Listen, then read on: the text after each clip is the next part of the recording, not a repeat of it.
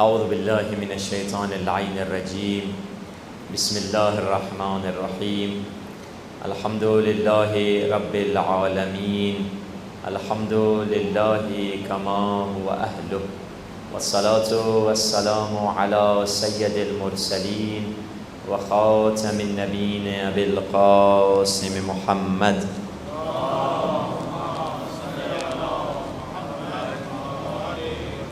وآلہ الطیبین الطاہرین المعصومین واللعنۃ دائمۃ علی اعدائہم اجمعین من الآن الی لقاء یوم الدین۔ مل کر امام زمانہ کی سلامتی کے لیے دعا کرتے ہیں۔ اللہم کل ولیک الحجۃ ابن الحسن صلواتک علیہ وعلی آبائہ فی هذه الساعة وفی کل ساعة وليا وحافظا وقاعدا وناصرا ودليلا وعينا حتى تسكنه أرضك توعا وتمتعه فيها طويلا برحمتك يا أرحم الراحمين صلوات۔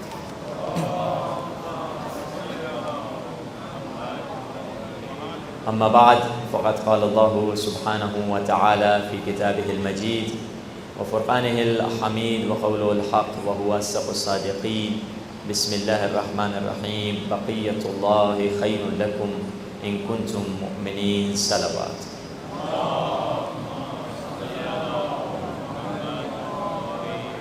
ایک بلندتر صلوات بھیجیے۔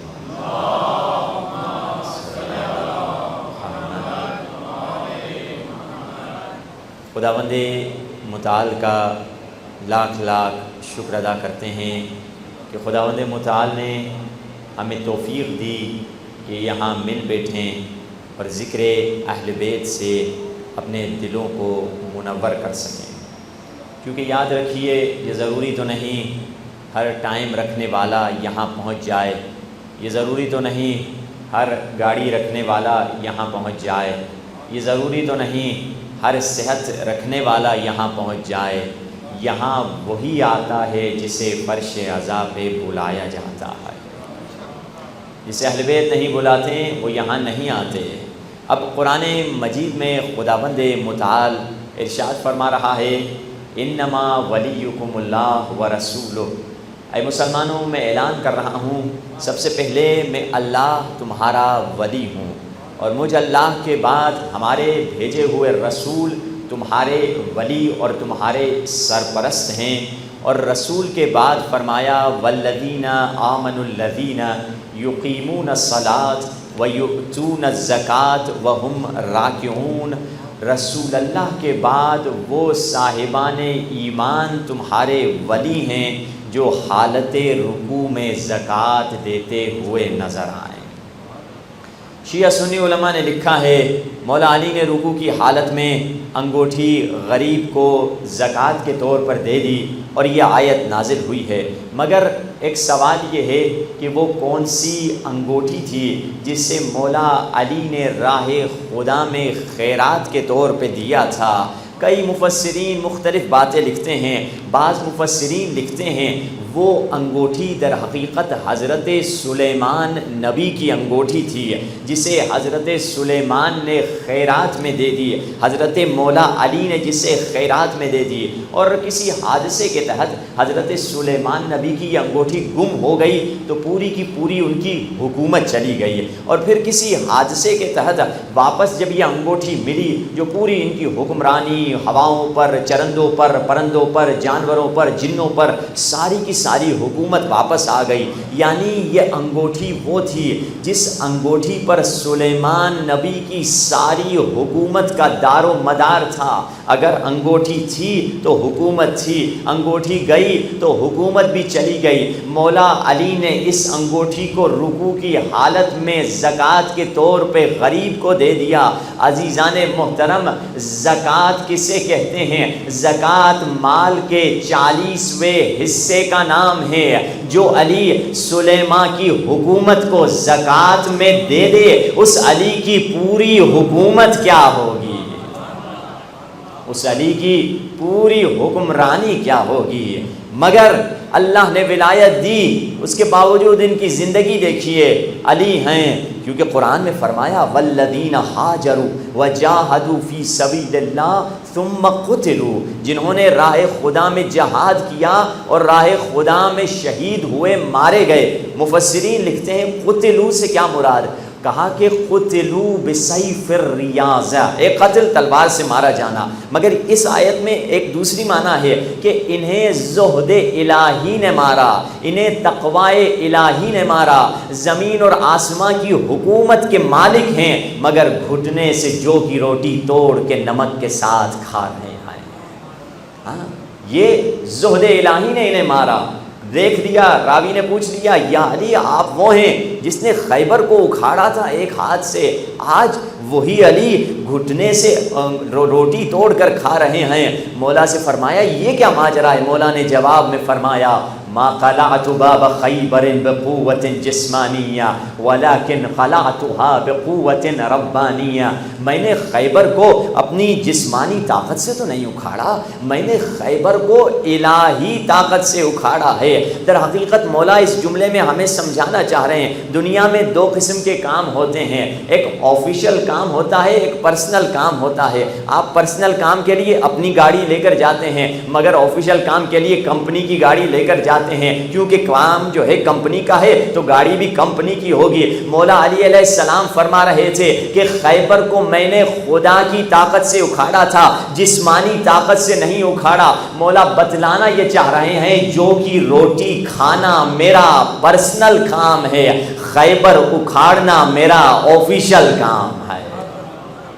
وہ اللہ کا دیا ہوا یار، وہ آفیشیل کام تھا، اس کے لیے میں نے اللہ کی طاقت یوز کی، جو کی روٹی کے لیے میں اپنی طاقت یوز کر رہا ہوں۔ تبھی تو کیا خوبصورت کہا، علی کے ذکر سے چہروں پہ نور آتا ہے، علی کے ذکر سے چہروں پہ نور آتا ہے، غرور جاتا ہے، سرور آتا ہے۔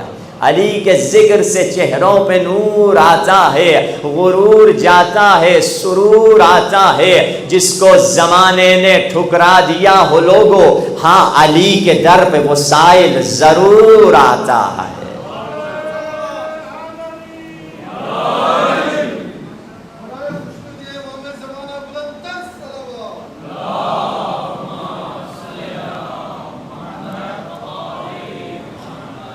یہ ہے مقام اہل بیت، یہ ان ہستیوں کا رتبہ جن ہستیوں کو خداوند متعال نے اختیار دیا ہے، اللہ کا دیا ہوا اختیار ہے، اللہ کی عطا کردہ ولایت ہے۔ اب انہوں نے انسانوں کی مدد کی، جنوں کی مدد کی، ہر مخلوق کی دنیا میں انہوں نے مدد کی، یہاں تک کہ رسول اللہ بیٹھے ہیں جبریل امین کے ساتھ۔ ایک مرتبہ مولا علی تشریف لے کر آتے ہیں، جبریل مولا علی کے احترام میں کھڑا ہو جاتا ہے۔ مولا رسول اللہ پوچھتے ہیں جبریل سے، جبریل علی تو جوان ہے، علی کی عمر اتنی کم ہے، تم عمر میں تو جبریل بہت بڑے ہیں، تم اس جوان کی ایسے رسپیکٹ کر رہے ہو جیسے کوئی بوڑھے بزرگ کی رسپیکٹ کرتا ہے۔ تو جبریل کہتا ہے یا رسول اللہ انہیں جوان نہ کہی ہے، ان کا مجھ پر تعلیم کا حق ہے، انہوں نے مجھے تعلیم دی ہے۔ پوچھا جبریل علی نے کب تجھے تعلیم دی، کیا سکھایا؟ کہا یا رسول اللہ جب میں پیدا ہوا میری زندگی کا پہلا دن تھا، ایک مرتبہ خدا نے مجھ سے پوچھا جبریل بتا تو کون ہے، میں کون ہوں؟ میں نے فوراً سے کہہ دیا کہ تو ہے، میں ہوں۔ میری زندگی کا پہلا دن، ہمارا بچہ جب پیدا ہوتا ہے بات ہی نہیں کر سکتا، اب جبریل کی پہلا دن ہے، پیدائش کا پہلا دن، کیا بولیں گے؟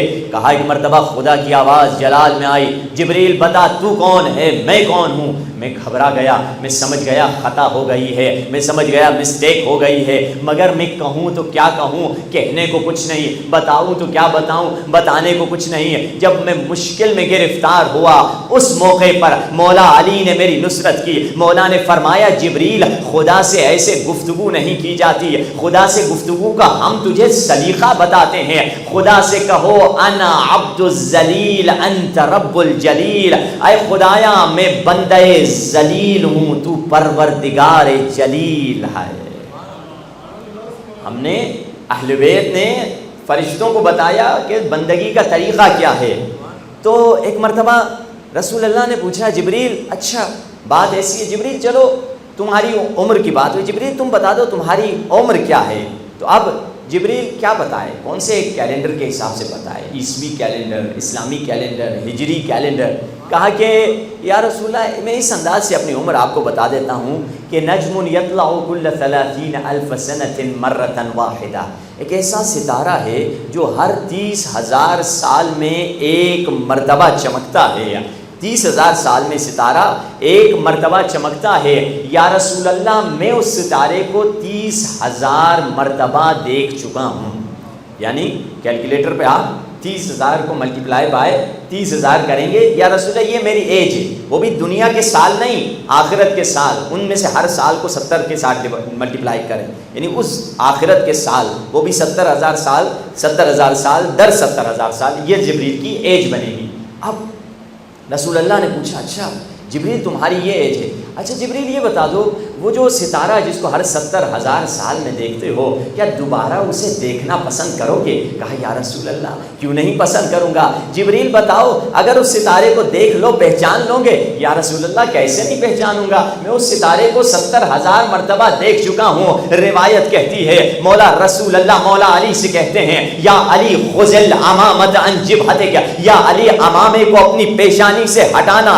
جبریل نے علی کی پیشانی میں وہی نور دیکھا جس کو صدیوں سے ستارہ سمجھتا ہوا آ رہا تھا، جس کو جبریل ستارہ سمجھ رہا تھا، وہ ستارہ نہیں، وہ نور علی ابن ابی طالب۔ ایک صلوات پڑھیے محمد والے محمد کی ذات پر۔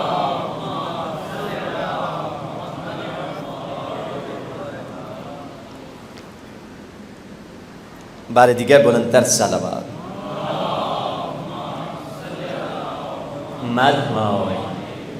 مسئلہ یہ ہے کہ اہل بیت سب کی مدد کرتے ہیں، مگر ہم اہل بیت سے مانگتے کیا ہیں؟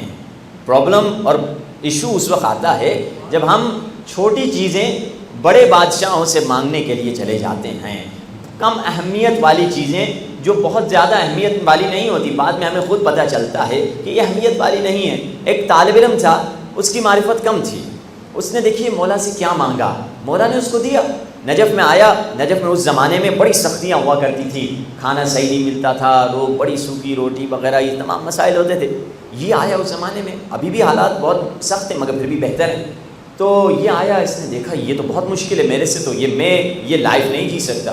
مولا کے روزے پہ گیا، جالی کو لپٹ کے کہتا ہے یا علی میرے ساتھ تو یہ زندگی نہیں چلے گی، میرے لیے کوئی اچھا گوشت، کڑھائی، بریانی، کباب، میں یہ اچھی چیزیں، شاورما، میں یہ اس چیز کا شوقین ہوں، یہ دال روٹی میرے سے نہیں چلے گی۔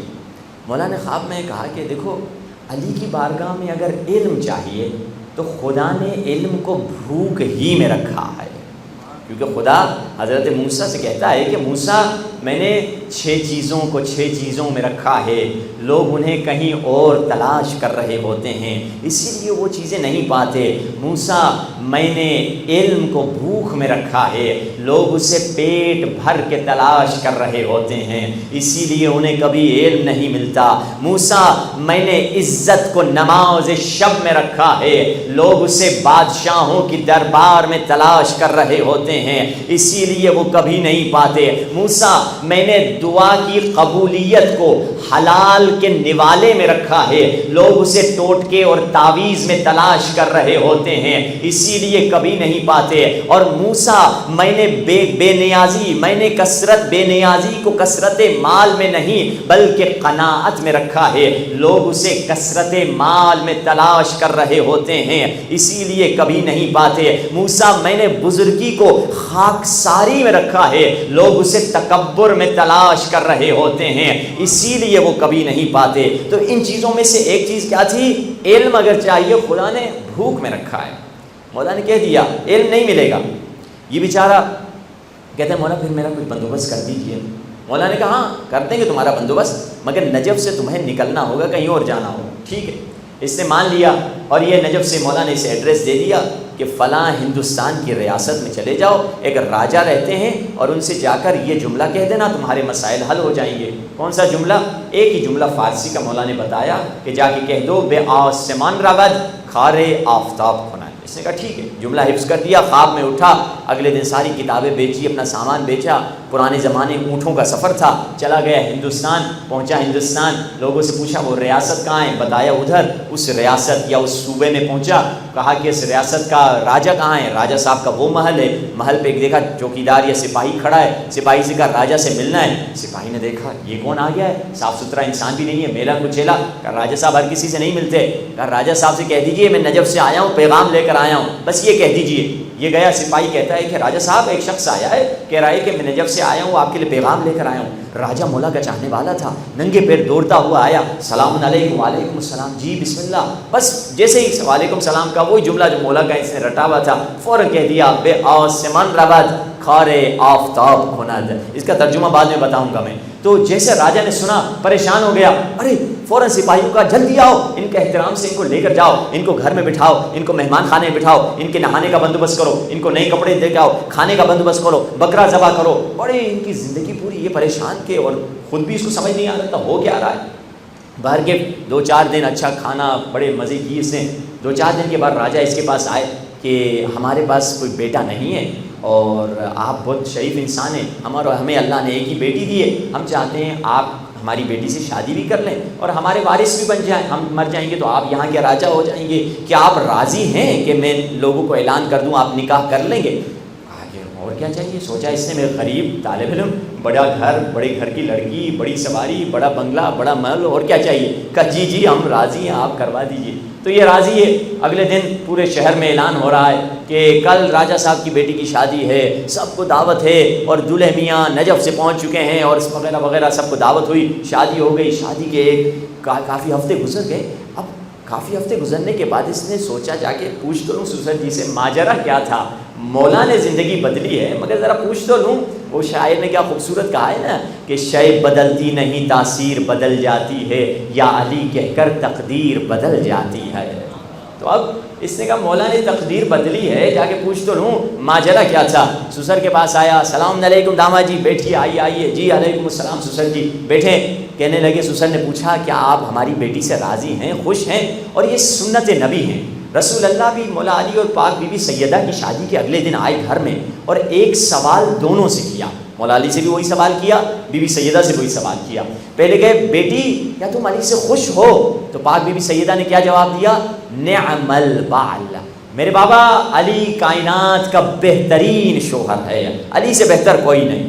اب یہی سوال آ کر مولا علی سے کیا، مولا علی بھی کہہ سکتے تھے کائنات کی سب سے اچھی زوجہ فاطمہ زہرا ہے، مگر علی باب مدینۃ العلم ہیں۔ علی کا جواب کچھ اور تھا۔ علی نے کیا فرمایا؟ فرمایا یا رسول اللہ نعم العون علی طاعت اللہ، فاطمہ زہرا اللہ کی بندگی میں بہترین مددگار ہے، کہ زوجہ وہ ہو جو تمہیں اللہ کی عبادت میں مددگار ہو، جو نیکی کی طرف، جو کہے ارے بچوں کے قرآن کی کلاس کا کیا بنے گا وہ آپ کو یاد دلائے، بچوں کے دین کا کیا بنے گا، بیٹی کی دین کا کیا بنے گا۔ آپ کو زوجہ وہ جوان جو شادی نہیں کی وہ اختیار کریں جو انسان کو دین کی طرف لے کر آئے۔ تو اب اس نے بھی داماد جی سے پوچھا آپ خوش ہیں؟ کہ الحمدللہ ہم خوش ہیں۔ تو اس نے سسر سے پوچھا سسر جی بتائیے تو صحیح کہ ماجرا کیا تھا، ہماری کہانی کیا تھی؟ تو سسر نے کہا کہ اصل میں بیٹا یہ تھا، میں نے ایک شعر لکھا تھا مولا کی شان اور فضیلت میں، کہ فارسی کا شعر تھا، اس زمانے میں پاکستان تو نہیں تھا، ہندوستان بر صغیر میں فارسی زبان چلتی تھی، تو میں نے یہ شعر لکھا تھا مولا کی شان میں کہ بذرے گر نظر لطف بو تراب کند، اگر ذرے پر ابو تراب اپنی عنایت کر دے، ذرے پر اگر ابو تراب لطف و کرم کر دے۔ مجھ سے اگلا مصرع نہیں بن رہا تھا، میں سوچتا جا رہا تھا اگلا مصرع کیا بناؤں، نہیں بنا، میں نے دل ہی دل میں منت مانی، کسی کو نہیں بتایا۔ مولا سے کہا جو شخص آ کے اگلا مصرع بتائے گا اپنی بیٹی سے بھی شادی کروا دوں گا، اپنا وارث بھی اسے بنا دوں گا۔ تم نے آ کر اگلا مصرع کہا بے آسمان رود کھارے آفتاب کند، جس ذرے پر ابو تراب لطف و کرم کر دے وہ ذرہ آسمان میں جا کے سورج کی روشنی دے گا۔ تو ایک مرتبہ داماد نے کہا سسر جی میں ہی تو اسی شعر کی زندہ تفسیر ہوں، میں ذرہ تھا، ابو تراب نے مجھے آفتاب بنا دیا۔ ہاں اہل بیت کے در پہ اس نے دولت مانگی، اسے دولت مل گئی۔ سلمان نے کچھ اور مانگا تھا، سلمان نے غلامی علی مانگی تھی، سلمان نے زہرا کی در کی جاروب کشی مانگی تھی تو اسے وہی ملی۔ ابوذر نے کچھ اور مانگا تھا۔ معرفت کے حساب سے دیا جاتا ہے، جتنی جس کی معرفت اتنی اس کو دین ہوگی، اتنی اس کو عطا ہوگی۔ اب معرفت کیسے بڑھے؟ ہمیشہ سے جب بھی اہل بیت کے در پہ آئیں ہمیشہ سے حسن ظن کے ساتھ آئے۔ حسن ظن یعنی کیا؟ 100% یقین کے ساتھ ہمیں در اہل بیت پہ آنا ہے کہ میں اگر آیا ہوں، میں اگر گناہوں کا قیدی ہوں، اگر میں بری عادت کا قیدی ہوں، اگر میں بیمار ہوں، اگر شفا لینے آیا ہوں، کچھ عطا لینے آیا ہوں، 100% یقین کے ساتھ اگر ہم در اہل بیت پہ آئیں گے کہ میرا مسئلہ حل ہو جائے گا، تو دیکھیے کیسے چینج آئے گی، کیسے تبدیلی آئے گی۔ کیوں؟ کیونکہ ہمیں ہمیشہ سے درس دیا گیا ہر چیز کے بارے میں اچھا سوچو۔ چند چیزیں اپنے دوستوں کے بارے میں، بیوی کے بارے میں، اولاد کے بارے میں، سب کے بارے میں اچھا سوچو، مگر اپنے بارے میں برا سوچا کرو۔ اپنے بارے میں خوشگمانی اچھی نہیں ہوتی۔ لوگوں کے بارے میں خوشگمانی اچھی ہے، اہل بیت کے بارے میں خوشگمانی اچھی ہے، اللہ کے بارے میں خوشگمانی اچھی ہے، پازیٹیو سوچنا۔ اپنے بارے میں اگر میں خوشگمان ہو جاؤں گا تو میں ڈیولپ نہیں کروں گا، میں ترقی نہیں کروں گا، ادھر ہی کھڑا رہوں گا، کہوں گا میں بہترین ہوں اور ترقی کا رستہ بند ہو جائے گا۔ اپنے علاوہ ہر چیز کے بارے میں اچھا انسان گمان رکھے، کیونکہ ہم دعائے عہد میں پڑھتے ہیں نا کہ انہم یرونہ بعیدا ونراہ قریبا۔ امام زمانہ کے ظہور کو دشمن بہت دور سمجھ رہا ہے، مگر ہم اپنے آقا کے ظہور کو بہت قریب سمجھ رہے ہیں۔ اور آج کل کی ماڈرن سائیکالوجی بھی یہ بتاتی ہے کہ جو انسان اچھا سوچتا ہے اس کو اچھا ملتا ہے، جو برا سوچتا ہے اس کو برا ہی ملتا ہے۔ سائیکالوجی میں 1970s کے بعد ایک نئی فیلڈ شروع ہوئی ماڈرن سائیکالوجی میں، جس کو PNI کہتے ہیں، سائیکو نیورو ایمینالوجی۔ سائیکو نیورو ایمینالوجی 3 علوم کو ملا کر انہوں نے بنایا۔ ایک سائیکو میز علم نفسیات، سائیکالوجی، نیورو نروس سسٹم آپ کا اعصابی نظام، ایمینالوجی یعنی آپ کا دفاعی نظامی جسم کا۔ ان 3 فیلڈوں کو ملا کر ایک نئی فیلڈ بنائی 1970s کے بعد، جس کا نام PNI رکھا گیا۔ اس فیلڈ میں کیا گفتگو کی جاتی ہے؟ اس فیلڈ میں یہ مین گفتگو یہ ہے کہ انسان جو سوچتا ہے، انسان جو تفکر کرتا ہے، جو لوگ اچھا سوچ رہے ہوتے ہیں، جو آپٹمسٹک ہوتے ہیں، جو پازیٹیو تھنکر ہوتے ہیں، جو خوشگمان ہوتے ہیں، جو اچھا خیال رکھنے والے ہوتے ہیں، وہ کم بیمار ہوتے ہیں۔ کیونکہ سائیکولوجی اور امیونولوجی، آپ کی امیونٹی سسٹم اور آپ کی سائیکولوجی یعنی آپ کی نفسیات اور آپ کے دفاعی نظام کا بہت گہرا تعلق ہے۔ اگر آپ اچھا سوچیں گے کم بیمار ہوں گے، مگر اس کے مقابلے میں جو لوگ برا سوچ رہے ہوتے ہیں ان کی زندگی میں طلاقیں ہوتی ہیں، ان کی زندگی میں جھگڑا ہوتا ہے، وہ ہارٹ پیشنٹ ہوتے ہیں، وہ یا بیمارستان یا قبرستان جلدی پہنچ جاتے ہیں۔ کیوں؟ کیونکہ ان کا دفاعی نظامی کمزور ہے، نظام دفاعی امیونٹی۔ آج کل بھی جو کہتے ہیں نا وائرس کے لیے آپ کا نظام دفاعی اسٹرانگ ہونا چاہیے۔ ایک ریزن جس کی وجہ سے اسٹرانگ ہو سکتا ہے انسان کی جسمانی دفاعی نظامی، وہ کیا ہے؟ پازیٹیو تھنکر، اچھا سوچنے والا۔ اب وہ کسی چیز کے بارے میں بھی ہو، اس کے بارے میں انسان اچھا سوچے۔ اب آئیے حدیث رسول میں کیا فرماتے ہیں؟ رسول اللہ فرماتے ہیں حسن الظن راحت القلب وسلامت الدین۔ حسن ظن، اچھا خیال کرنا تمہارے دین کی سلامتی کا سبب بنے گا اور تمہارے دل کی راحت اور آرامش کا سبب بنے گا۔ اللہ کہ راحت القلب یعنی تمہاری جسمانی صحت کی طرف رسول اللہ بتلا رہے ہیں۔ تمہاری جسمانی صحت بھی فائدہ ہوگی اگر تم خوشگمان رہو گے، اچھا خیال رکھو گے۔ اچھا خیال انسان کون ہے جو برا خیال رکھتا ہے؟ سب سے پہلے جس نے برا خیال رکھا تھا وہ شیطان اللعین الرجیم تھا، جس نے خدا سے کہا رب بما اغویتنی، اے خدایا تو نے مجھے گمراہ کر دیا، تو اگر آدم کو سجدہ کرنے کا حکم نہ دیتا میں تو زندگی بھر تیرا بندہ رہتا، میں لاکھوں کروڑوں اربوں خربوں سجدے کرتا رہتا، مگر آدم کو جب تو نے حکم دیا سجدہ کرنے کو میں تیرا گمراہ بندہ ہو گیا۔ خدا کی آواز آئی شیطان مجھے تیری مرضی کے خربوں سجدے نہیں چاہیے، مجھے میری مرضی کا بس ایک سجدہ چاہیے، اللہ کی مرضی کا سجدہ۔ جس نے نہیں کیا کون تھا؟ شیطان۔ کیا عادت تھی؟ رب بما اغویتنی، گمراہ خود ہوا ہے، کہہ رہا ہے اللہ نے گمراہ کیا ہے۔ کہتے ہیں نا غصہ آتا ہے مجھے حضرت انسان پر، فعل بد خود کرے لعنت شیطان پر. انسان خود کر رہا ہوتا ہے، بے شک شیطان گمراہ کرتا ہے، مگر رمضان میں تو شیطان بھی لوگ ہوتا ہے، پھر کون گمراہ کر رہا ہوتا ہے؟ اس کا مطلب ہے کوئی اور ہے جو شیطان کی غیر موجودگی میں بھی ہمیں گمراہ کر رہا ہوتا ہے. اس کا نام نفس امارہ ہے، جس نے شیطان کو بھی گمراہ کیا تھا. اب انسان کبھی کبھار خطا خود کرتا ہے، کسی اور پہ ڈالتا ہے. حسن زن کیسے ایجاد کریں؟ یاد رکھیے حسن زن، جو لوگ خوش گمان ہوتے ہیں وہ گناہوں سے بھی ترقی حاصل کر سکتے ہیں، گناہوں کے ذریعے سے بھی اللہ کا تقرب حاصل کر سکتے ہیں. آپ کہیں گے کیا قبلہ آپ ممبر پہ بیٹھ کے لوگوں کو گناہوں کی ایڈورٹائز کر رہے ہیں کہ گناہ کیجئے اور اللہ کا تقرب ملے گا؟ نہیں، ہم یہ نہیں کہہ رہے ہیں. پہلے ایک مثال دیتا ہوں، پھر صحیفہ سجادیہ سے حدیث بتاؤں گا. مثال کے طور پہ آپ کا ایک چھوٹا بچہ ہے 5-6 برس کا گھر میں، اور آپ کے گھر میں بڑی قیمتی چیز ہے، بہت ایک اینٹیک پلیٹ ٹائپ ہے جو آپ کے باپ دادا سے آپ تک پہنچی ہے، 100 سال پرانی آپ کی ایک یادگار ہے، نسل در نسل آپ تک پہنچی ہے اور آپ کے لیے پرائس لیس ہے، بہت قیمتی ہے آپ کے لیے. اب آپ گھر میں آئے، بیگم نے بتایا بیٹے نے تو آج وہ توڑ دی، وہ چکنا چور ہو گئی، اب ٹھیک بھی نہیں ہو سکتی. اب اگر یہی 5-6 برس کا بچہ دن دناتا ہوا پھرے، توڑ دی تو کیا ہوا؟ کس کام کی پلیٹ تھی؟ کوئی اس میں کھانا بھی نہیں کھاتا تھا، 100 سال پرانی کچرا تھی، ٹوٹ گئی تو ٹوٹ گئی. آپ غصے میں آئے گا، شاید دے مارے کیا کم وقت تو نقصان کر کے، اور پچھتاتے بھی نہیں ہو.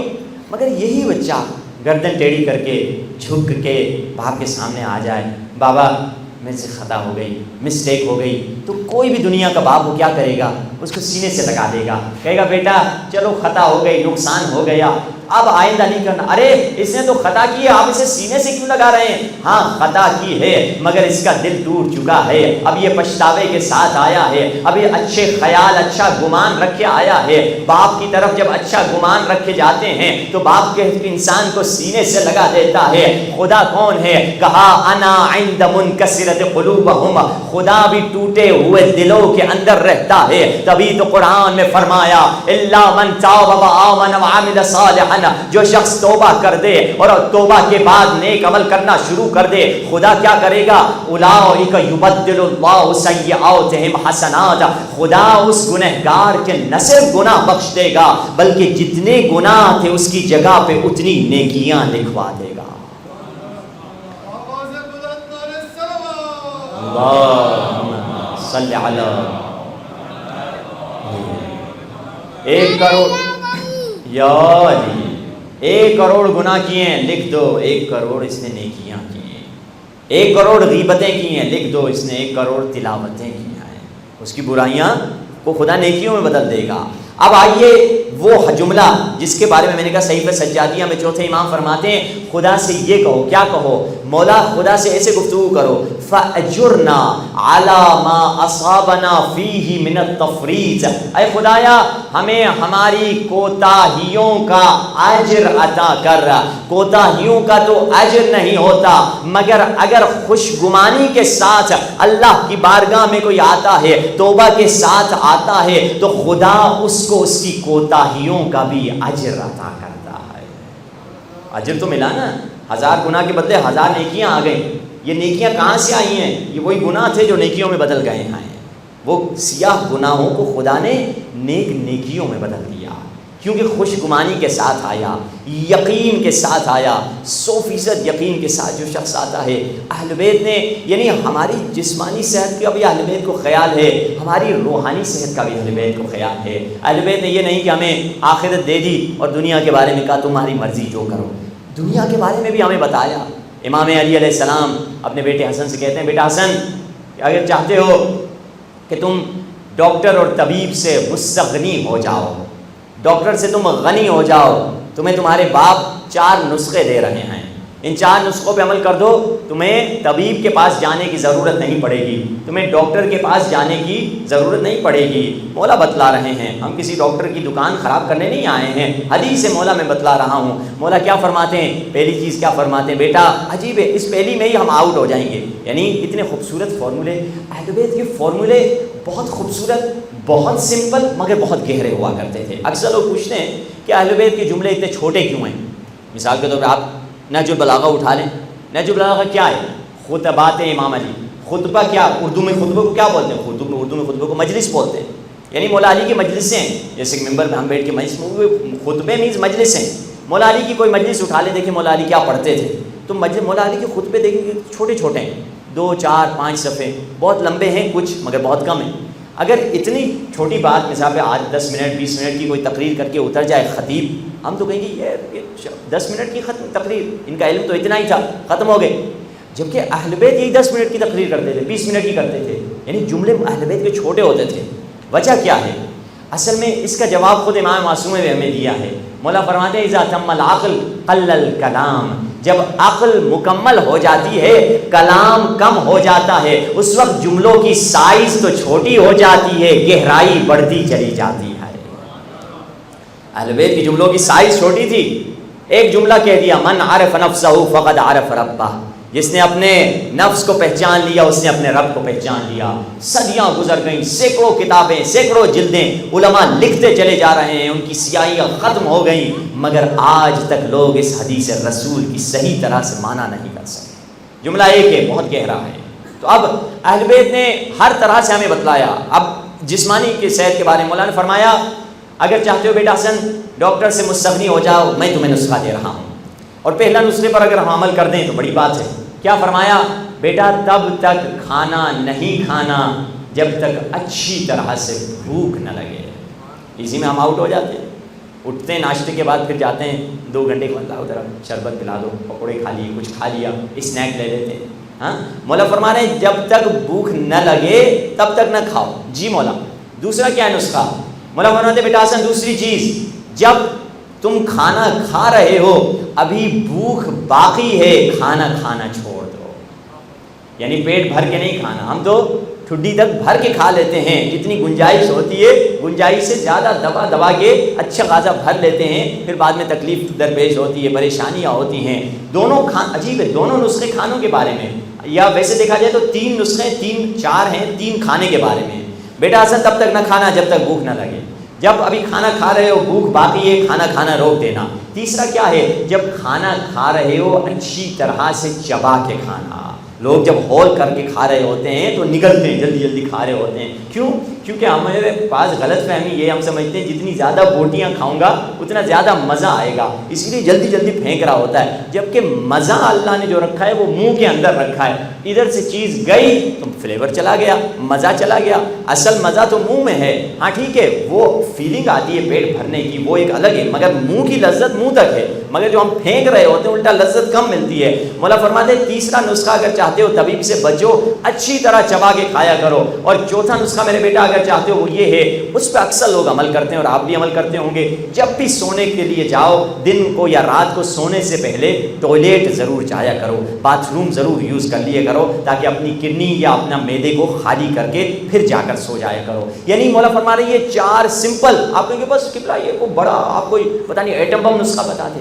اہل بیت کا نسخے کی خاصیت یہی ہے، سمپل ہوتا ہے. صدیوں کے بعد لوگوں کو پتہ چلے گا علی کیا کہہ کر گئے تھے. یہ مولا کے نسخے سمپل ہوتے ہیں، اور اس کی دلیل میں آپ کو دیتا ہوں کہ کیوں میں کہہ رہا ہوں کہ یہ سمپل نہیں ہے. دکھنے میں سمپل ہے، اندر سے بہت گہرا ہے. ایک عالم دین تھے مجتہد، ان کے پاس ایک ڈاکٹر آتا ہے. ڈاکٹر کہتا ہے کہ قبلہ میں ڈاکٹر ہوں اور میں اپنے سارے کولیگز میرے جو ڈاکٹر ہیں آگے پیچھے یہ ان کی عمریں 50 60 بہت زیادہ ہو تو 70 سال جیتے ہیں.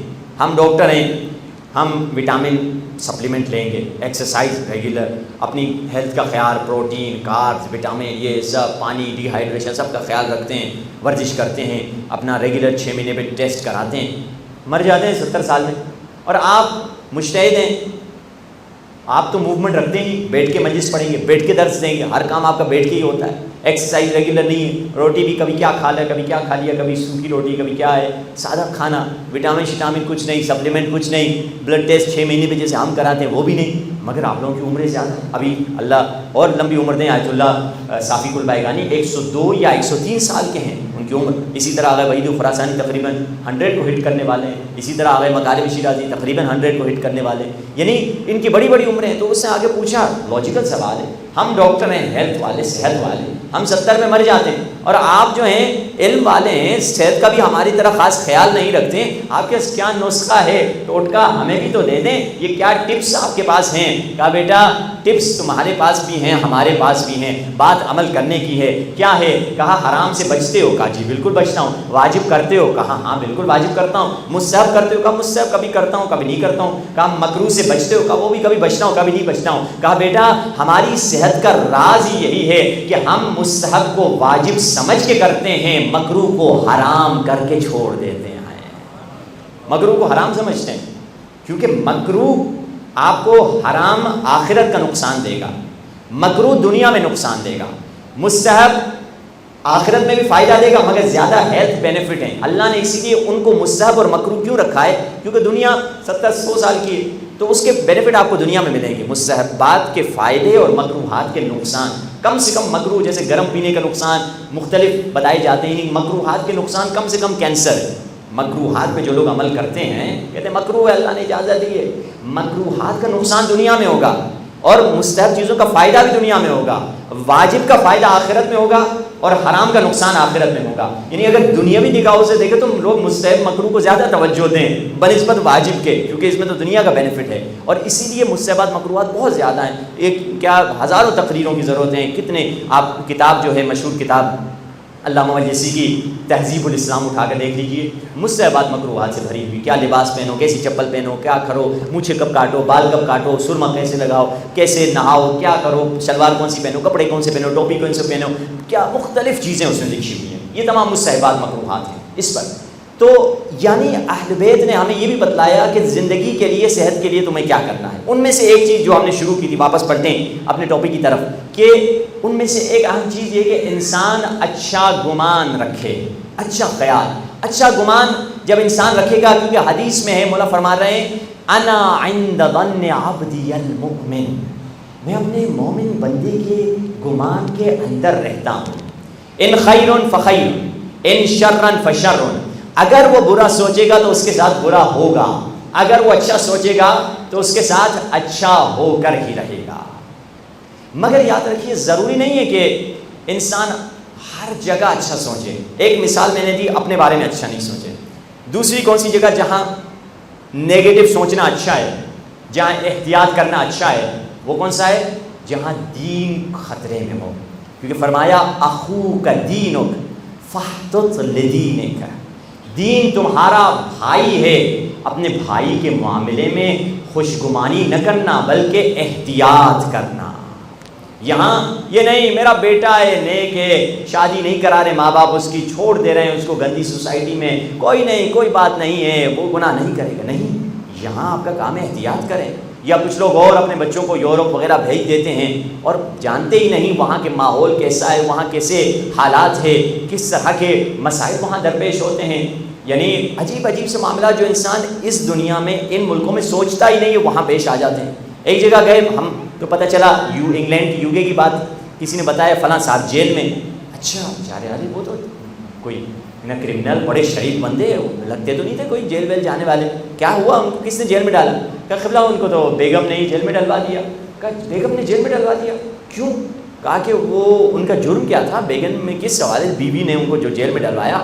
کہا بیوی نے اس جرم میں ڈلوایا کہ یہ بیوی کی اپنی بیوی کی عزت لوٹ رہے تھے, اسی لیے ان کو جیل میں ڈلوا دیا.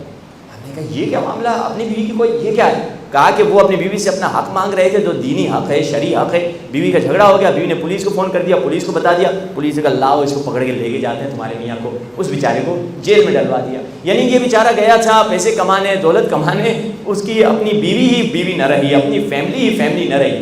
یہاں پہ اس معاملے میں جہاں پہ دین خطرے میں, ہمیں احتیاط کرنا ضروری ہے. ہمیں یہ نہیں کہ خوشگمانی کے ساتھ چلتے جائیں, مگر جہاں پہ ہم خدا سے کچھ مانگنے آئے ہیں, اہل بیت سے کچھ طلب کرنے آئے ہیں, اس وقت ہمیں اچھا گمان رکھنا ہے. جیسے آپ کو ایک واقعہ بتاؤں کہ نادر شاہ بڑا پرانا بادشاہ تھا ایران کا, کسی سے نکلا کہیں فتح کرنے کے لیے جا رہا تھا, تو راستے میں اس نے دیکھا ایک بچہ جا رہا ہے, ہاتھ میں کتاب ہے, دوڑتا ہوا جا رہا ہے.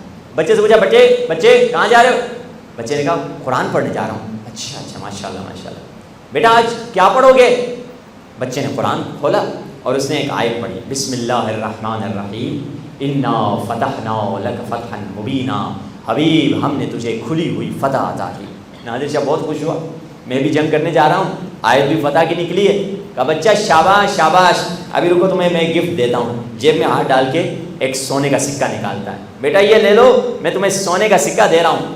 بچے کہتا ہے بادشاہ سلامت میں نہیں لے سکتا تھا آپ سے۔ تو نادر شاہ کہتا ہے بچے کیوں نہیں لے سکتے، لگ رہا ہے تم مجھے پہچانتے نہیں ہو، میں بادشاہ ہوں، پورے ملک کا بادشاہ ہوں، اور میں تمہیں ایک سکہ دے رہا ہوں۔ بچے نے کہا بادشاہ سلامت میری ماں مجھے مارے گی۔ کہا کیوں مارے گی؟ کہا میری ماں کہے گی کہ تم نے پتہ نہیں کہاں سے سکہ چوری کر کے آ گئے ہو۔ کہا پریشانی کی بات نہیں، ماں سے کہہ دینا مجھے نادر شاہ نے سکہ دیا ہے۔ تو بچے نے کہا میری ماں پلٹ کے کہے گی اگر نادر شاہ ہوتا ایک سکہ نہ دیتا، پورے سکوں کی تمہیں تھیلی دے دیتا، وہ بادشاہ تھا، بادشاہ تو اتنا کم نہیں دیتا۔ یہ تو دنیا کے بادشاہ سے بات کرنے کا طریقہ بچے کو آتا تھا۔ ہم کس سے بات کرتے ہیں؟ ہم خدا سے بات کرتے ہیں جو تمام بادشاہوں کا بادشاہ ہے۔ تبھی تو اہل بیت نے سکھایا جب خدا کی بارگاہ میں مانگو کم نہ مانگو۔ اگر تمہاری ماں بیمار ہے یہ نہ کہو کہ خدایا میری ماں کو شفا دے، بلکہ کہو اللہم اشفِ کل مریض، اے خدایا سارے مریضوں کو شفا عطا کر دے۔ کیوں؟ جب اس سے مانگ رہے ہو جس کے پاس زمین اور آسمان کے خزانے ہیں، کیوں کہہ رہے ہو مجھے شفا دے صرف؟ جب اپنی غربت کی دعا مانگ رہے ہو یہ نہ کہو کہ میرا بینک بیلنس بھر دے، کہو اللہم اغنِ کل فقیر، اے خدایا کائنات کے ہر فقیر کو غنی بنا دے۔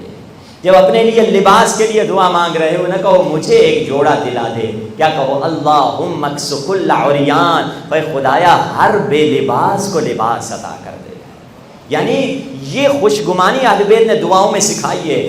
دعا عجیب خزانہ ہے، بھرا ہوا ہے خوشگمانی سے، اچھے خیال سے، پازیٹیو تھنکنگ سے، اللہ کے بارے میں اچھا کیسے خیال کریں۔ مگر اس کے مقابل میں بس ایک اشارہ کر کے میں زحمت کو تمام کروں کہ اس کے نیگیٹو تھنکنگ کے نقصانات کیا ہیں۔ پازیٹیو تھنکنگ آپ نے سنا، اچھے خیال کے فائدے وغیرہ۔ ایک واقعہ، سچا واقعہ اپنے مشہد کے بارے میں ہے کہ مشہد میں ایک عالم دین رہتے تھے، انہوں نے اس کمیونٹی جس علاقے میں رہتے تھے بڑی اس کی خدمت کی تھی۔ 20 سال اس عالم دین نے اس کمیونٹی کی خدمت کی، پوری کی پورا 20 سال۔ لوگ ان کو 2 بجے فون کرتے تھے، یہ اٹھاتے تھے، نہیں ناراض نہیں ہوتے تھے۔ میاں بیوی کے طلاق کے پرابلم ہوتے تھے، یہ سلو کرا دیتے تھے۔ بیٹی کی شادی کے مسائل ہوتے تھے، یہ رشتے لے کر آتے تھے۔ لڑکی انٹروڈیوس کرتے تھے، لڑکے انٹروڈیوس کرتے تھے۔ باہر کے بڑی خدمت کی انہوں نے پوری کمیونٹی کی as a Alam. Us community میں ایک عالم، ایک شخص رہتا ہے جو کہتا ہے، یہ خود واقعہ بتانے والا ہے۔ یہ کہتا ہے ایک دن مولانا صاحب ہمارے مسجد میں، ہمارے بیسمنٹ میں وضو خانہ ٹوائلٹ تھی، میں وہاں پہ ٹوائلٹ سے نکل کے وضو کر رہا تھا، 2-3 دوست بھی وضو کر رہے تھے۔ میں نے مولانا صاحب کو دیکھا ٹوائلٹ سے نکلے اور ہاتھ دھویا اور سیدھا اوپر گئے۔ میں نے کہا ابھی ظہر کی نماز کا ٹائم ہے، مولانا صاحب نے وضو کیوں نہیں کیا؟ میں نے پہلے یہ خیال کیا، پھر میں نے دوسری غلطی کی، جاسوسی کی۔ میں پیچھے گیا، میں نے کہا شاید اوپر جا کے وضو کریں۔ پیچھے گیا، دیکھا نہیں، سیدھا مسجد میں آئے، سیدھا آبا اٹھا کے رکھی، سر پہ امامہ رکھا، محراب میں گئے، اللہ اکبر۔ میں پریشان، یہ کون سا مولوی ہے جو ٹوائلٹ سے نکل کے سیدھا آتا ہے، ہاتھ دھو کر وضو بھی نہیں کیا، سیدھا نماز پڑھا دیا۔ میں واپس آیا نیچے، وضو خانے میں 2 لڑکے 2 دوست کھڑے ہوئے تھے، ان سے کہا تم نے دیکھا؟ کہا ہم نے دیکھا۔ تم گواہ ہو؟ گواہ ہو۔ دیکھے کیسا مولوی ہے، نماز بغیر نماز پڑھاتا ہے، وضو کیے بغیر۔ ہماری کتنی نمازیں اس سے باطل کی ہوں گی؟ ہاں ہاں یار صحیح بات کر رہے ہو۔ یہ بات ہم نے پھیلانا شروع کر دی لوگوں میں، اتنے حد تک چلے گئے، کہنے لگے یار یہ مسلمان بھی ہے کہ نہیں، کہیں ہندو ایجنٹ، اسرائیل کا ایجنٹ کون ہے، یہ کون کس کا ایجنٹ ہے، یہ ہماری نمازیں خراب کرنے آیا ہے، یہ کون ہے، مسلمان ہے کافر ہے۔ اتنی اس کی حالت بری ہو گئی، 1-2 مہینے میں اس کی بیوی اس کے بچے اسے چھوڑ کر چلے گئے اور 1-2 مہینے میں خود بھی غائب ہو گیا۔ یہ شخص کہتا ہے ہم بہت خوش ہوئے کہ ہم نے تو بڑا کام کر دیا، ایک خراب آدمی کو بھگا دیا اپنے شہر سے، اور ہم نے حوزے کو میں لیٹر لکھا کہ ہمارے مولانا صاحب جا چکے ہیں، ایک مولانا بھیج دیجیے۔ انہوں نے ایک مولانا بھیج دیا، ہماری روٹین پہ چیزیں آ گئی، نماز وغیرہ سب روٹین پہ چل گئی۔ کہنے لگا یہ شخص جو خود واقعہ بتاتا ہے، اسی سال اللہ نے مجھے حج نصیب کیا، میں حج پہ گیا۔ حج پہ لوگ اکثر بیمار ہوتے ہیں، کھانسی، زکام، نزلہ، اس طرح کی بیماریاں ہو جاتی ہیں، مجھے بھی ہوئی۔ میں مسجد الحرام جا رہا تھا، وہاں پہ ایک کلینک تھی، میں وہاں کلینک میں گیا، ڈاکٹر سے کہا مجھے زکام ہے، کھانسی ہے، تو کہا کہ ٹھیک ہے تم جا کے اپنے پردے کے پیچھے الٹا لیٹ جاؤ۔ میں الٹا لیٹ گیا تو اس نے مجھے پیٹھ پہ سوئی ماری، جو بھی اینٹی بایوٹک جو بھی تھی، اور اس نے چھوٹا سا پلاسٹر میری پیٹھ پہ لگا دیا تاکہ خون نہیں نکلے۔ میں ادھر سے نکلا، میں نے سوچا مسجد الحرام میں جاؤں، مگر مجھے یاد آیا میری پیٹھ پہ شاید تھوڑا سا زخم ہو، اس کو دھو لیتا ہوں، پھر اللہ کے گھر میں اندر جاتا ہوں۔ ٹوائلٹ میں گیا، وہاں ٹوائلٹ میں جا کر پلاسٹر کو پھینکا اور اپنی پیٹھ کو دھو کے نکلا، ہاتھ دھو کر جب میں ٹوائلٹ سے نکلنے لگا لوگ مجھے دیکھنے لگے. میں نے سوچا لوگ مجھے کیوں دیکھ رہے ہیں؟ مجھے خیال آیا شاید لوگ اسی لیے مجھے دیکھ رہے ہوں گے کہ میں وضو نہیں کر رہا. جیسے میرا یہ خیال آیا فوراً مجھے شیخ ہادی ہمارے محلے کے مولانا یاد آ گئے. اب میرا دماغ پھٹ رہا تھا، اب میں فوکس نہیں کر پا رہا تھا کہ کہیں میں نے بھی، کہیں اس کا بھی تو یہی کیس نہیں تھا کہ شاید وہ بیمار ہوا ہو، میں نے کیوں بدگمانی کی. اب میں نہ طواف پہ فوکس کر پا رہا تھا، نہ صفا مروہ پہ، نہ احرام پہ، کسی چیز پر، نہ رمی الجمرات پہ، کوئی عبادت میری صحیح نہیں ہوئی. بس میں دن گن رہا تھا مشہد واپس جاؤں اور اس شیخ ہادی کو ڈھونڈوں. جیسے مشہد آیا دوستوں سے پوچھا شیخ ہادی کہاں ہے؟ کہا جب سے گئے لاپتہ ہے، معلوم نہیں ہے. ان کا ایک دوست ہے مشہد کے پرانے بازار میں دکان لگا کے رہتا ہے، چیزیں بیچتا ہے. میں وہاں پہ گیا اور ان سے جا کے پوچھا کہ تم کیا شیخ ہادی کو جانتے ہو؟ کہا ہاں 6-7 مہینے پہلے شیخ ہادی میرے پاس آئے تھے. انہوں نے مجھے کہا کہ میں بیمار تھا، میں نے پیٹھ پہ انجیکشن لگائی تھی اور انجیکشن کا پلاسٹر پھینکنے کے لیے ٹوائلٹ میں گیا، اپنے جسم کو دھو کے ہاتھ دھو کر اوپر آیا. لوگوں نے مجھ پر تہمت لگا دی کہ یہ وضو بغیر نماز پڑھا رہا ہے اور میری بے عزتی اتنی کی، میری فیملی مجھے چھوڑ کر چلی گئی. انہوں نے اتنی خود کو تکلیف نہیں دی کہ مجھ سے پوچھ لیں مولانا اس دن آپ نے وضو کیا تھا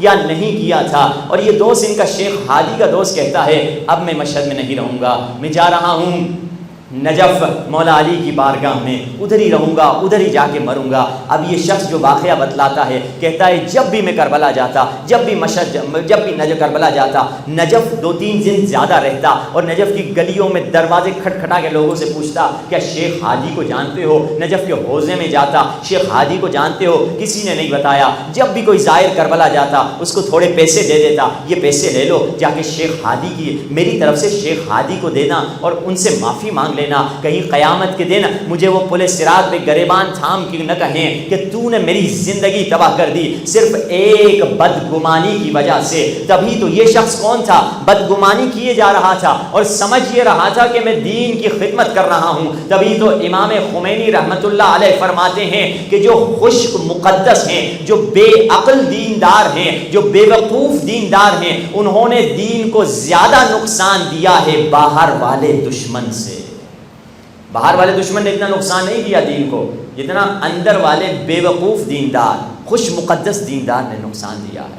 یہ بندہ سمجھ رہا تھا میں دین کی خدمت کر رہا ہوں، دین کی خدمت نہیں، دین کی جڑیں کاٹ رہا تھا، دین کو وہ نقصان دے رہا تھا. کیوں؟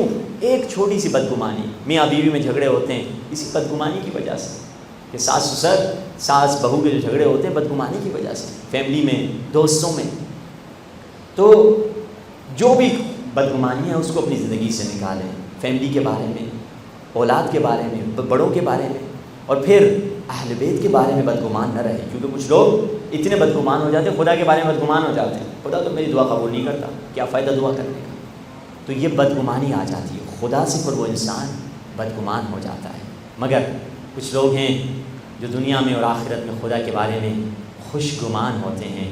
اسی لیے تو فرمایا قیامت کے دن ایک شخص کو جہنم کی طرف گھسیٹ کے لے جایا جائے گا اور وہ پلٹ کے دیکھے گا. فرشتے کہیں گے تمہارے بچنے کی کوئی امید نہیں ہے، تو کیا دیکھ رہا ہے؟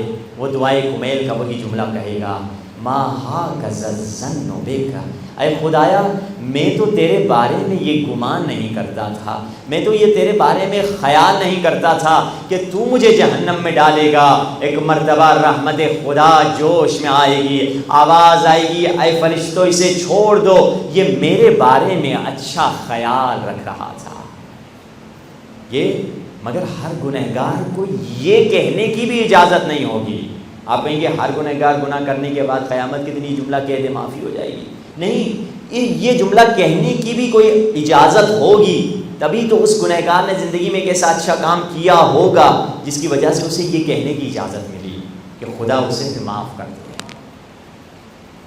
اور خوشگمانی اگر رکھنی ہے در حسین ابن علی سے کہ اگر عطا ملنی ہے تو بطول کے بیٹے حسین ہی سے ملنی ہے. اہل بیت کی جس نے جتنی جہاں بھی خدمت کی، اہل بیت نے اس کو ثمر دیا، اس کو عطا کی ہے. بصرہ میں رہنے والا ایک تاجر تھا، ہر سال امام حسین کی مجلس اپنے گھر میں کراتا تھا. ایک ایسا سال آیا جس کی وجہ سے اس کا بزنس تباہ ہو گیا، اس کی تجارت تباہ ہو گئی، بینک کرپٹ ہو گیا، گھر کا سامان بیچ دیا، بیوی کے زوجہ کے زیور بھی بیچ دیے۔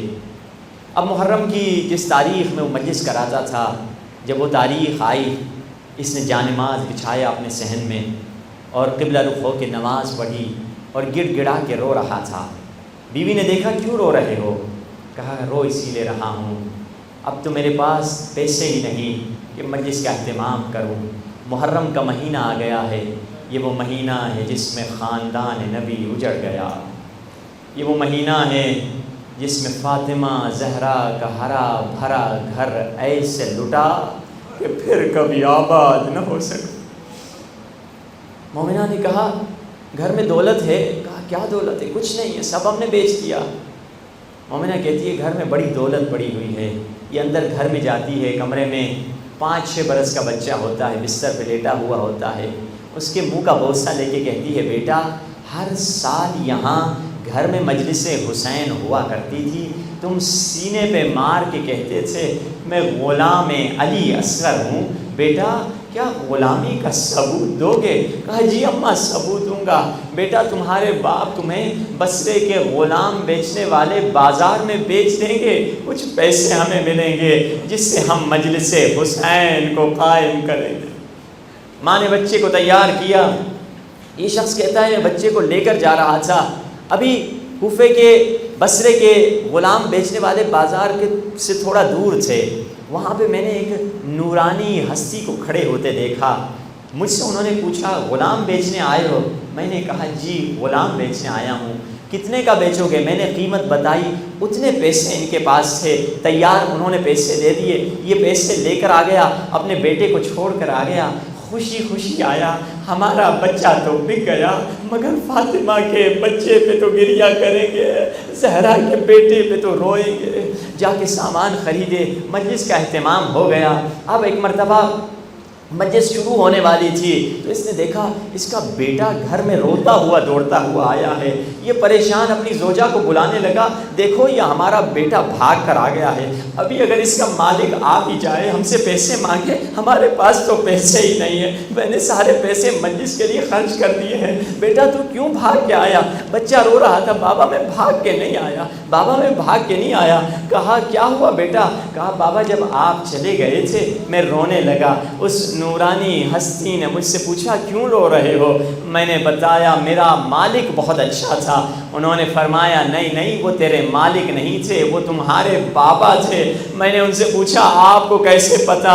انہوں نے فرمایا انا الشہید الذی قتلوا انا العطشان الذی ذبحوا، میں وہی پیاسا ہوں جسے کربلا میں شہید کیا، میں وہی ہوں جسے کربلا میں ذبح کیا۔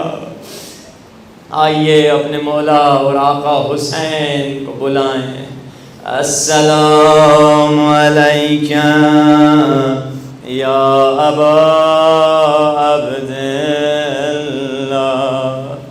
السلام علیکہ یا ابن رسول اللہ، السلام علیکہ یا ابن امیر المومنین، السلام علیکہ یا ابن فاطمۃ سیدۃ النساء العالمین، مل کے وعلی علی ابن وعلی اولاد وعلی اصحاب۔ ایک مرتبہ زینب کی طرف سے سلام پڑھیں، السلام علی وعلی علی ابن وعلی اولاد وعلی اصحاب۔ حسین مولا آپ کے بڑے زائر ہیں، 40 میں کروڑوں کی تعداد میں حسین کے زائر ہیں. کتنے زائر آتے ہیں جاتے ہیں، مگر مولا حسین کوئی زائر ایسے نہیں آتا جیسے زینب حسین کی لاش. ہاں زادارو، شام غریبہ تو ختم ہوئی، حسین کی کربلا 10 محرم کو ختم ہوئی، مگر زینب کی کربلا 10 محرم سے شروع ہوئی. حسین کی پیاس 10 محرم تک ختم ہوئی، زینب کی پیاس 10 محرم کو چل رہی ہے. سنو گے زینب کس چیز کی پیاسی تھی؟ زینب پانی کی نہیں، آنسوؤں کی پیاسی تھی. کسی نے زینب کو رونے نہیں دیا. زینب بی بی آنسوؤں کی پیاسی تھی. ہاں عزادارو، یہ بی بی نے دیکھا 11 محرم کی جب رات آئی، بی بی زینب نے کیا دیکھا؟ دشمن اونٹنیاں لے کر آ رہے ہیں. دشمن چاہتے ہیں کہ بیویوں کو اونٹنیوں پہ سوار کریں. بی بی زینب نے بی بی ام کلثوم کو بلایا، بہن کلثوم آ جا. بی بی زینب نے کلثوم سے کہا، بہن ہاں عباس موجود نہیں ہے، مگر عباس کی بہن زینب موجود ہے. اے بیبیو، میں سب کو اونٹوں پہ سوار کراؤں گی. ظالموں سے کہا ہٹ جاؤ، میں خود اونٹوں پہ سوار کراؤں گی. ایک ایک کر کے بی بی ام کلثوم اور بی بی زینب نے سب کو اونٹوں پر سوار کرایا. آخر میں 2 شہزادیاں رہ گئیں، اور پھر بی بی زینب نے کہا ام کلثوم آؤ، میں تمہیں اونٹ پہ سوار کراتی ہوں. ام کلثوم بھی سوار ہو گئی. اب تنے تنہا بی بی زینب رہ گئی. دشمن ہنس رہے ہیں، کبھی فرات کی طرف دیکھتی ہے. بی بی زینب کو وہ موقع یاد آیا جب مدینے سے نکل رہی تھی. راوی کہتا ہے حسین کرسی پہ بیٹھے تھے. ایک مرتبہ کسی نے کہا ملکہ عالم زینب آ رہی ہے. حسین اٹھے، عباس اٹھے، اکبر اٹھے، قاسم اٹھے، اور سب دائرہ بنا کے زینب کو محمل کے پاس لے کر آئے. ایک مرتبہ عباس نے گھٹنا ٹیک دیا، شہزادی میرے گھٹنے پہ قدم رکھے سوار ہوئیے. ایک مرتبہ قاسم نے اماری کا پردہ ہٹایا، پھوپھی بسم اللہ. ایک بازو علی اکبر نے تھاما، ایک بازو حسین نے تھاما. اس شان سے چلی تھی علی کی بیٹی مدینے سے، مگر آج 11 محرم تنے تنہا کھڑی ہے، کوئی مددگار نہیں ہے. ظالم جب ہنسنے لگے، علی کی بیٹی کو جلال آیا. ظالم سمجھ رہا تھا علی کی بیٹی محتاج ہے. پہلی کرامت بی بی نے دکھائی، اشارہ کیا اونٹ کو. اونٹ زمین پہ بیٹھا اور ہوا پہ بی بی نے قدم رکھا اور بی بی اونٹ پہ سوار ہوئی. اب عزادارو، کہاں لے گئے اس کاروان شہداء کو؟ خدا کسی بہن کو وہ منظر نہ دکھائے. کہاں لے گئے؟ بہن کو وہاں لے گئے جہاں ان کے مقتولوں کی لاشیں بکھری ہوئی پڑی تھی. ہائے ہائے ہائے. ہاں زادارو، آپ 10 راتیں شہیدوں پہ آپ نے گریہ کیا ہے، آج قیدیوں پہ گریہ کرنا ہے. کیوں؟ کیونکہ بی بی زینب نے بھی اپنی فوج تیار کی ہے. بی بی زینب نے اپنی فوج کو کھڑا کر دیا 2 صفوں میں، اور حسین سے کہا حسین بھیا نو کے نیزے سے ذرا میری فوج کو دیکھ. تیری فوج میں عباس اور حسین تھے، میری فوج میں بیوہ عورتیں ہیں، میری فوج میں یتیم بچے ہیں. بھیا حسین، میں فتح کرنے جا رہی ہوں. کس چیز کو فتح کرنے؟ میں شام فتح کرنے جا رہی ہوں. کیونکہ علماء ایک منظر کشی کرتے ہیں. جب بی بی زینب مدینے سے نکل رہی تھی، حسین سے کہا تھا حسین بھیا میں شام کو فتح کروں گی، تو کربلا کو فتح کرنا. حسین بھیا میں جوانوں کو تیار کر کے میدان جنگ میں بھیجنا میرا کام ہوگا، مگر گھوڑوں سے گرتی ہوئی لاشوں کو خیموں میں لانا تیرا کام ہوگا. بھیا لڑکیوں کی ذمہ داری میری ہوگی، لڑکوں کی ذمہ داری تمہاری ہوگی. بھیا کیونکہ علی اصغر لڑکا ہے، علی اصغر کو اگر تیر لگے گا تو تیری گود میں لگے گا، کیونکہ سکینہ بچی ہے، اگر تماچے کھائے گی تو میری گود میں کھائے گی. بھیا حسین میں بھی 2 بیٹے قربان کروں گی اور تو بھی 2 بیٹے قربان کرے گا. مگر بھیا حسین میرے بیٹوں کا تیرے بیٹوں سے کوئی تقابل نہیں ہے، میرے بیٹے تیرے بیٹوں کی جوتیاں اٹھانے والے ہیں، مگر بھیا حسین تیرے بیٹوں کی شہادت کے بعد تیری نسل قیامت تک باقی رہے گی، مگر میرے بچوں کی شہادت کے بعد میری نسل قیامت تک ختم ہو جائے گی، کوئی اماں کہنے والا نہیں ہوگا۔ تیرا بچہ بیٹا سجاد کہہ دے تو صحیح، مگر دل میں یہ حسرت رہے گی کوئی مجھے اماں کہے۔ ہاں عزادارو، سادات کو اس موقع پر مقتل کی طرف لایا گیا۔ ایک مرتبہ امام زین العابدین کی نگاہ پڑی بابا کے جسم اطہر پر، روایت ہے سجاد کا چہرہ دودھ کی طرح سفید ہو گیا۔ اب بی بی زینب سمجھ گئی یہ حالت اگر سجاد پر باقی رہے گی سجاد نہیں بچ پائیں گے۔ بی بی زینب مزاج امامت جانتی تھی، کئی جگہوں پر امام کو بچایا، یہاں تک کہ 10 محرم کے دن امام حسین کو بھی بی بی زینب نے بچایا تھا۔ کب؟ جب حسین علی اکبر کے سینے سے برچھی کھینچ رہے تھے، حمید ابن مسلم کہتا ہے خیمے کا پردہ اٹھا، ایک برقعے میں بی بی نکلی جو سر پیٹتی کہہ رہی تھی واہ علیہ واہ علیہ، اور آ کے خود کو علی اکبر کے جنازے پہ گرا دیا۔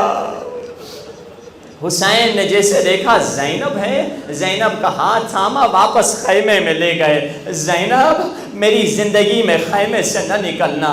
علماء کہتے ہیں بی بی زینب خیمے سے کیوں نکلی؟ بی بی جانتی تھی اگر اس طرح سے یہ حالت حسین پر باقی رہے گی تو حسین اکبر کی لاش پر دم توڑ دیں گے، حسین وہیں پہ مر جائیں گے۔ حسین کو بی بی زینب نے بچایا، مگر پوری داستان کربلا میں زینب 2 موقع پر خیموں سے نکلی ہے۔ ایک وہ موقع جب علی اکبر کی شہادت تھی، اور دوسرا وہ موقع جب منادی ندا دے رہا تھا الا قد قتل الحسین بکربلا، حسین کربلا میں مارے گئے، زہرا کا لال مارا گیا۔ حمید ابن مسلم کہتا ہے میں نے دیکھا وہی بی بی نکلی ہے، مگر اس موقع پر زینب کی چادر کا رنگ لال تھا، سرخ چادر پہن کے آئی تھی۔ حمید ابن مسلم کہتا ہے مجھے حیرت ہوئی کہ بہن بھائی کی لاش پر سرخ چادر کیوں پہن کے جا رہی ہیں۔ جب مدینے میں امام سجاد سے پوچھا کہ وہ چادر سرخ کیوں تھی، امام زین العابدین نے سر پیٹ کر کہا وہ چادر سرخ نہیں، وہ میرے بھائی علی اکبر کا خون تھا جس نے پھپھی کی چادر کو سرخ کر دیا تھا۔ ہاں عزادارو، وہ 10 محرم اور آج 11 محرم، زینب نے جیسے دیکھا سید سجاد کے چہرے کا رنگ بدل گیا ہے، سمجھ گئی سجاد پہ اگر یہ حالت باقی رہے گی تو سجاد زندہ نہیں رہیں گے۔ میں کس زبان سے بیان کروں، میں کس زبان سے بیان کروں؟ علی کی بیٹی نے خود کو کھڑے اونٹ سے زمین پر گرا دیا، یا لفظ بدل کے کہوں زینب اونٹ سے ایسے گری جیسے عباس گھوڑے سے زمین پہ گرے۔ کوئی پوچھ سکتا ہے مولانا عباس کے بازو تو کٹے ہوئے تھے، زینب کے بازو تو نہیں کٹے ہوئے تھے۔ میں اپنا جواب نہیں دوں گا، امام زمانہ کا جواب دوں گا۔ مولا فرماتے ہیں میرا سلام میری ان پھپھیوں پر جن کے ہاتھ ان کی گردنوں کے پیچھے بندھے ہوئے تھے۔ بس عزادارو، کیا زینب وہاں رکی؟ سلام اور صبر زینب پر۔ اونٹ سے گری، پیشانی پہ چوٹ لگی، خون بہ رہا ہے، پھر سے اٹھی اور دوڑتی ہوئی سجاد کی طرف گئی۔ سجاد نے جیسے پھپھی کو دیکھا اور چہرے سے خون بہتا ہوا دیکھا، سجاد نے فوراً کہہ دیا پھپھی جان یہ کیسی حالت ہے آپ کی؟ بی بی زینب نے بھی بڑا درد بھرا جملہ کہا، فرمایا یا بقیت الماضین، اے لاوارثوں کے وارث، کیا تو بھی ہمیں اکیلا چھوڑنا چاہتا ہے؟ سجاد نے کہا پھپھی اماں کیوں نہ مر جائے وہ بیٹا جو بابا کو کفن نہ دے سکے۔ الا لعنت اللہ علی القوم الظالمین۔